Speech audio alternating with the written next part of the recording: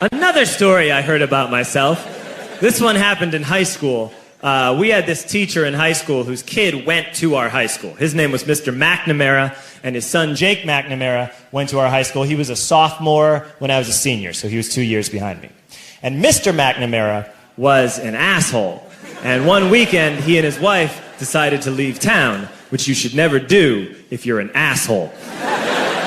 And Jake McNamara decided to throw a party at the teacher's house. Hooray! And everyone around town heard about it, and we all got up individually and thought, okay, let's go over there and destroy the place. I walked into this party, everyone I had ever met was there, and everyone was drinking like it was the end of the world. People were drinking like it was the Civil War and a doctor was coming to saw our legs off. It was totally unsupervised. We were like dogs without horses. We were running wild. I walked down to the basement. They had a pool table in the basement. One dude took a running start and threw his body onto the pool table and broke it in half. Another kid found out which room was Mr. McNamara's and went upstairs and took a shit on his computer. So the party was going great. I'm standing in the basement and I'm holding a red cup. You've seen movies. And I'm standing there and I'm holding a red cup and I'm starting to black out. And I guess someone said like, something, something, police. And in a brilliant moment of word association, I yelled, fuck the police! Fuck the police!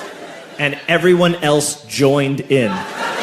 100 drunk white children yelling, fuck the police. With the confidence of guys who have like already been to jail and aren't afraid of it anymore.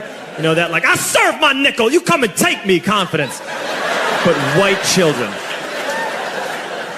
The reason someone had said something, something police was because the police were there. So a Chicago police officer walked down the stairs and got to the bottom in the basement and looked out over a sea of drunk toddlers yelling, fuck the police, in his face. And he was almost impressed.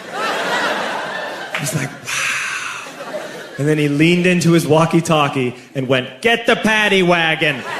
And my friend John, who is now a father, this man now has a baby, he grabbed a 40, smashed it on the ground, and yelled, scatter! And everyone ran in a different direction. We all ran in different directions. It was like that scene in Ratatouille when the humans come in the kitchen and all the rats go in different ways. We all ran in different directions. I ran into the laundry room and I jumped up on the washing machine and I crawled out through a window into the backyard, and now I'm running through the backyard and there was this big chain link fence and I thought, I've never climbed a fence that high before. And then I woke up at home.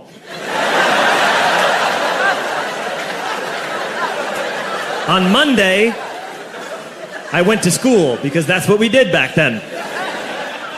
And I'm walking into the school building, and who do I see but Jake McNamara? And he says to me, hey, were you at my party on Saturday? And I said, no. You know, like a liar.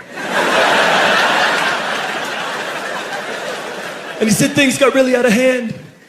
Someone broke the pool table. Someone took a shit on my dad's computer. But the worst thing, he says, the worst thing is that someone stole these old antique photos of my grandmother, and my parents are freaking out about it.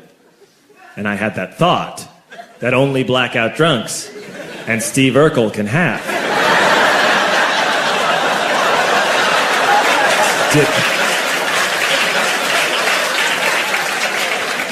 Did I do that?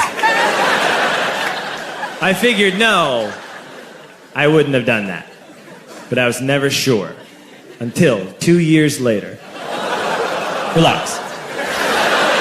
I'm playing video games with this kid named Alex that we also went to high school with. 2 years later, we've graduated by now. We're playing video games for a couple hours. And then Alex says to me, hey, come here, I want to show you something.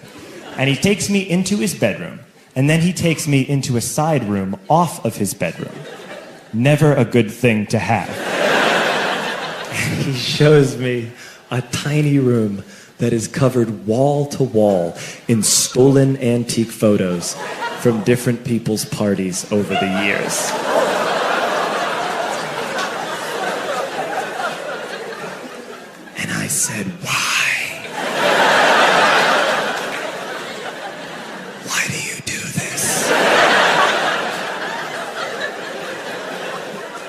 Alex said, because it's the one thing you can't replace.